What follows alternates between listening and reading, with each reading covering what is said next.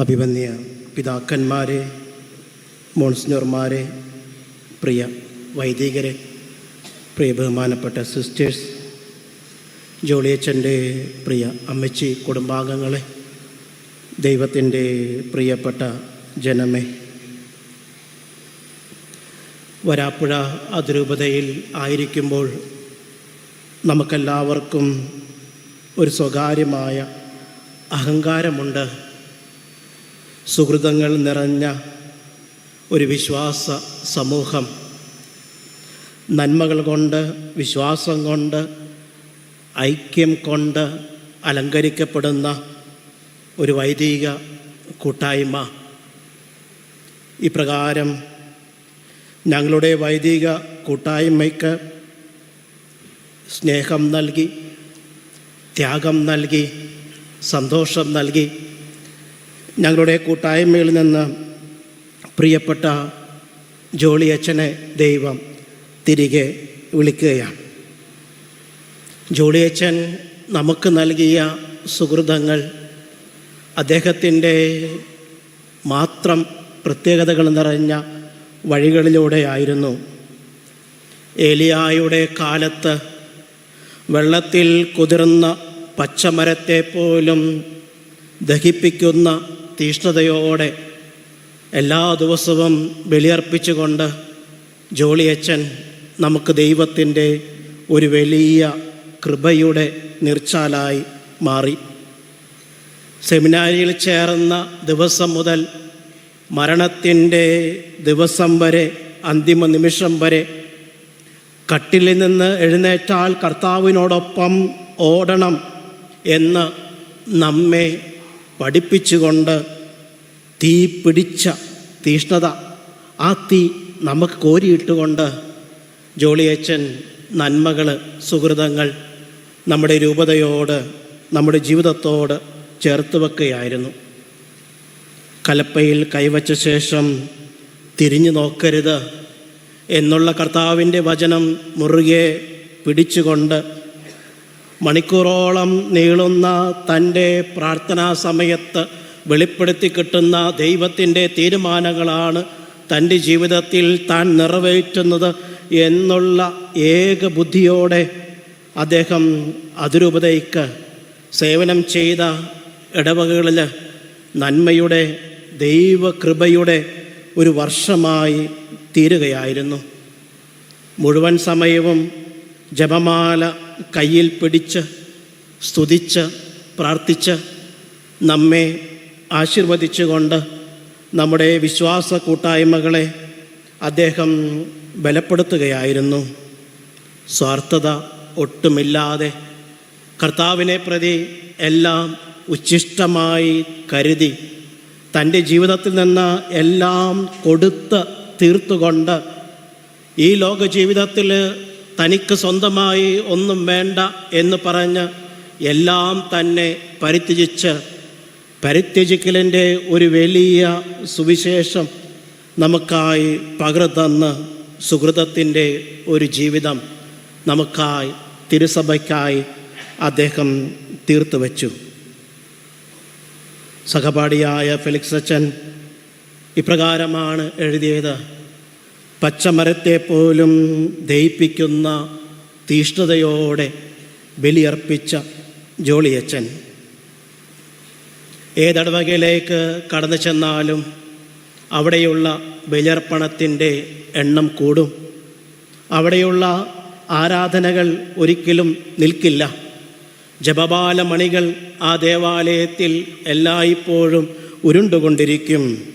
അതേപോലെ നൊവേനകളും ആ ദേവാലയ സമൂഹത്തിൽ നിന്ന് ഉയർന്നുകൊണ്ടിരിക്കും.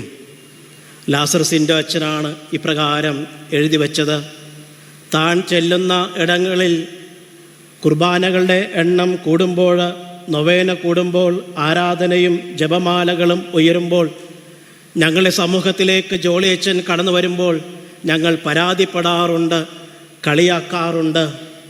എത്രയേറെ കളിയാക്കിയാലും ചിരിച്ചുകൊണ്ട് അവയെല്ലാം സന്തോഷത്തോടെ നേരിടും. മുതിർന്ന വൈദികർ ജോളിയച്ചനെ ഉപദേശിക്കും, തനിക്ക് കുറച്ച് റെസ്റ്റൊക്കെ ആകാം, താൻ ഉറങ്ങാറുണ്ടോ, തനിക്ക് കുറച്ചുകൂടി ഉറക്കമൊക്കെ ആകാം. ഇപ്രകാരം തീഷ്ണതയാൽ ജ്വലിച്ചുകൊണ്ട് യെശയ്യാ പ്രവചനം അദ്ദേഹം പൂർത്തീകരിച്ചു. ദൈവത്തിൽ ആശ്രയിക്കുന്നവർ കഴുകനെ പോലെ പറന്നുയരും.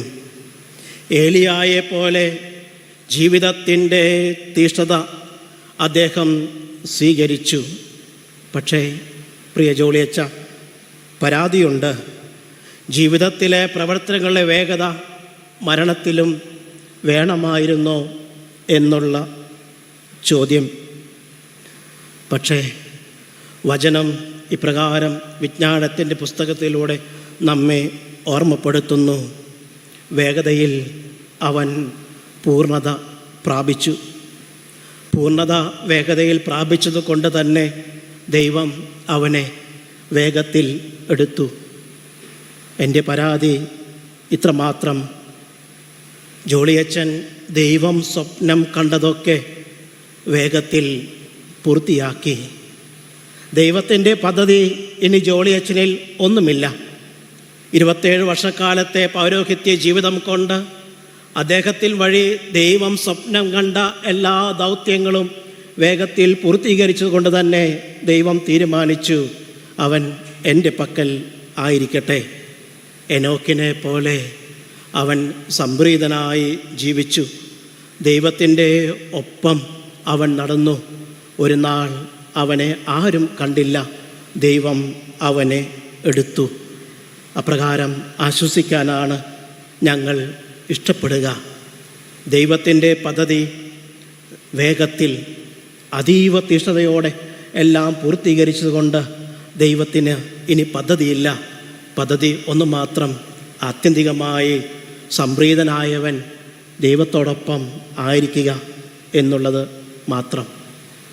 മണിക്കൂറുകൾ കൈകൾ വിരിച്ച് ജപമാല കയ്യിൽ പിടിച്ച് പ്രാർത്ഥനാ പുസ്തകം സഭ വിശ്വസ്തയോടെ ഏൽപ്പിച്ച യാമപ്രാർത്ഥനയുടെ പുസ്തകം നെഞ്ചോട് ചേർത്ത് വച്ച് അദ്ദേഹം ജീവിച്ചു.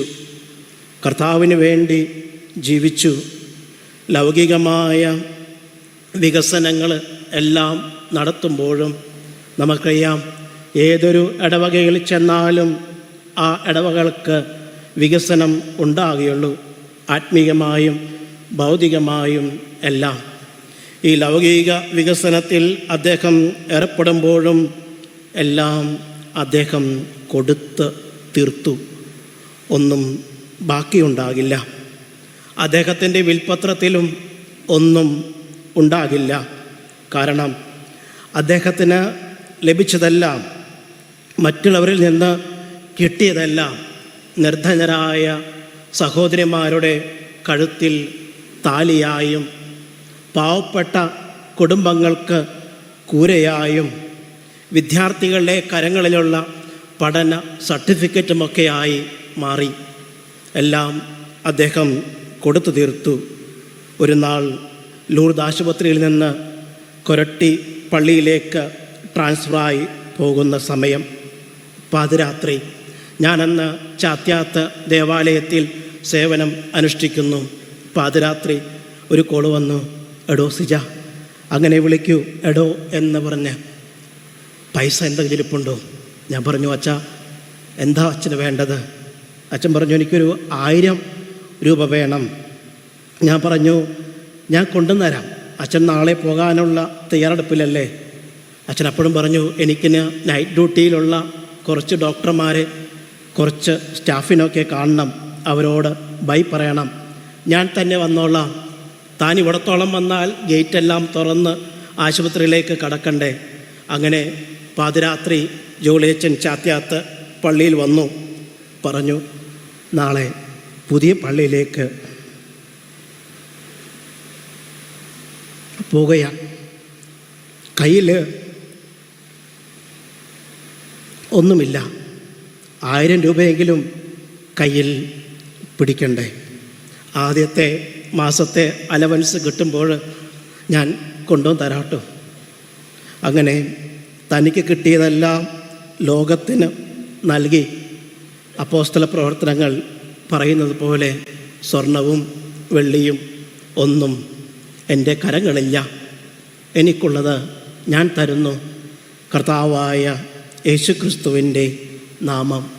കഴിഞ്ഞ ശനിയാഴ്ചയാണ് അവസാനമായി അച്ഛനുമായി സംസാരിച്ചത്. മിസ് കോൾ കണ്ട് തിരിച്ചു വിളിച്ചു. അച്ഛാ, എന്താ? എൻ്റെ ഇടവകയിലെ കുറച്ച് കുടുംബങ്ങൾക്ക് ഇൻഷുറൻസ് വേണം. എന്നാണ് ഇനി ഇൻഷുറൻസ് ആരംഭിക്കുക? ഞാൻ പറഞ്ഞു, അച്ഛാ, അത് നവംബർ മാസം അവസാനം ഡിസംബർ ആദ്യമാകും. അപ്പോഴേക്കും ഞാൻ കുറച്ച് കുടുംബങ്ങളെ ഞാൻ എഴുതി വെക്കാം. ഒട്ടും വകയില്ലാത്ത രോഗത്തിലൂടെ കടന്നു പോകുന്ന കുടുംബങ്ങൾക്ക് വേണ്ടിയുള്ള ആരോഗ്യ പദ്ധതിയാണ് അച്ഛൻ അവസാനം ഞാനുമായിട്ട് സംസാരിച്ചത്. ഇപ്രകാരം എല്ലാം കൊടുത്ത് എല്ലാവരെയും ആശീർവദിച്ച് അച്ഛൻ പോവുകയാണ്. ഞാൻ ജോലിയച്ഛനുമായിട്ടുള്ള എൻ്റെ ബന്ധം ആരംഭിക്കുക 94 സെക്കൻഡ് ഇയർ PDC പഠിക്കുമ്പോൾ ഞങ്ങളുടെ റീജൻ്റായിരുന്നു. അന്നു മുതൽ ഞങ്ങളുടെ ജീവിതത്തിലേക്ക് പകർന്നു തന്ന തീഷ്ണത മറക്കാൻ പറ്റാത്ത ഒന്നാണ്. എങ്കിലും വാർഷിക ധ്യാനത്തിൽ ഒരുമിച്ച് പങ്കെടുക്കുവാൻ ഭാഗ്യമുണ്ടാകുമ്പോൾ ഞങ്ങൾ രണ്ടുപേരും ഒരുമിച്ച് എല്ലാ ദിവസവും വചനം പഠിക്കും.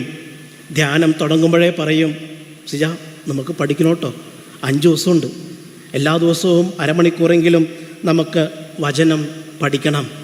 അങ്ങനെ വചനം ഒരുമിച്ചിരുന്ന് വായിക്കും, പഠിക്കും. ദേവാലയത്തിലേക്ക് ചെല്ലുമ്പോൾ ഇപ്രകാരമാണ് അനുഭവപ്പെടുക.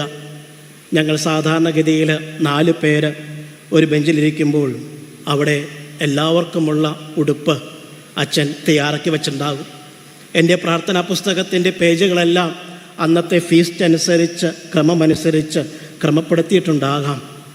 ജോളിയച്ച യാത്രയാകുമ്പോൾ സ്വർഗത്തിലും ഒരു ഉടുപ്പ് നമ്മുടെ വൈദിക കൂട്ടായ്മയിലെ അംഗങ്ങൾക്ക് വേണ്ടി ഒരുക്കുമല്ലോ. ഇപ്രകാരം സുഹൃതത്തിൻ്റെ തിരികൾ തെളിച്ചുകൊണ്ട് ജോളിയച്ചൻ പോവുകയാണ്. ലിജോച്ചനാണ് ഇപ്രകാരം എഴുതിയത്. തിരിഞ്ഞു നോക്കാതെ ആവേശത്തോടെ തിരികൾ തെളിച്ചുകൊണ്ട് നമ്മുടെ ജീവിതത്തിന് പ്രകാശം നൽകിക്കൊണ്ട് ജോളിയച്ചൻ പോകുന്നു. കവിത നമ്മെ ഓർമ്മപ്പെടുത്ത പോലെ അച്ഛൻ പറയുന്നുണ്ട്, നിങ്ങളാരും എന്നെ തിരിച്ചു വിളിക്കണ്ട. കാരണം ദൈവത്തിൻ്റെ ഹിതം അറിഞ്ഞു കഴിഞ്ഞാൽ പിന്നെ ജോളിയച്ചന് ഒരു തിരിഞ്ഞു നോട്ടമില്ല. ആയതിനാൽ തന്നെ പ്രിയ ജോളിയച്ച, ഞങ്ങൾ തിരികെ വിളിക്കുന്നില്ല. പക്ഷേ എലീഷ പ്രാർത്ഥിച്ചതുപോലെ ഞങ്ങൾ അങ്ങയോട് പ്രാർത്ഥിക്കാൻ അങ്ങയുടെ തീഷ്ണതയുടെ ഒരംശം വൈദിക കൂട്ടായ്മയ്ക്ക് ഞങ്ങൾക്ക് ഇനിയും പകർന്ന് തരണമേ എന്ന്. ജോളിയച്ചനെ കണ്ട് ഇറങ്ങുമ്പോൾ എല്ലായ്പ്പോഴും അച്ഛൻ പറയുന്ന സ്വതസിദ്ധമായ വാക്കുകളോടെ പ്രിയ ജോളിയച്ച നന്ദി പറയാനായിട്ട് ഞങ്ങൾ ആഗ്രഹിക്കുക. ആവേശത്തോടെ ഞങ്ങളിൽ പൗരോഹിത്യ ജീവിതത്തിൽ വിശ്വാസികളുടെ ഹൃദയങ്ങളിൽ വിശ്വാസത്തിൻ്റെ തീ കോരിയിട്ടതിന്, ബലിയർപ്പണത്തിൻ്റെ പരിശുദ്ധി ഞങ്ങൾക്ക് പകർന്നതിന്, ജപമാലയുടെ പ്രാധാന്യം ഞങ്ങളെ പഠിപ്പിച്ചതിന്, ആശീർവാദം അതിൻ്റെ പവിത്രത അവൻ്റെ പ്രാധാന്യം ഞങ്ങളെ ഓർമ്മപ്പെടുത്തിയതിന്, അവസാന ദിവസവും വാത്സല്യമുള്ള അമ്മച്ചിയുടെ ആശീർവാദം വാങ്ങിച്ചിട്ടാണ്, അതേപോലെ തന്നെ ഓപ്പറേഷൻ തിയേറ്ററിലേക്ക് കയറുന്നതിന് മുൻപ് വാശിയോടെ എനിക്ക് ബലിയർപ്പിക്കണം, ബലിയർപ്പിച്ചിട്ടാണ് അച്ഛൻ കടന്നു പോയത്. ആയതിനാൽ ഒരടവക്കാരൻ നേരത്തെ സാക്ഷ്യപ്പെടുത്തി വിഷമിക്കരുത്. അച്ഛൻ മധ്യസ്ഥനായി നമുക്ക് മുൻപിലുണ്ട്. ആയതിനാൽ ആശീർവദിച്ച് അച്ഛൻ കടന്നു പോകുമ്പോൾ അച്ഛൻ്റെ ശൈലിയിൽ ഞങ്ങൾ ഒരു നന്ദി പറയട്ടെ. എടോ ജോളിയച്ച, താങ്ക് യു ട്ടാ. God bless you.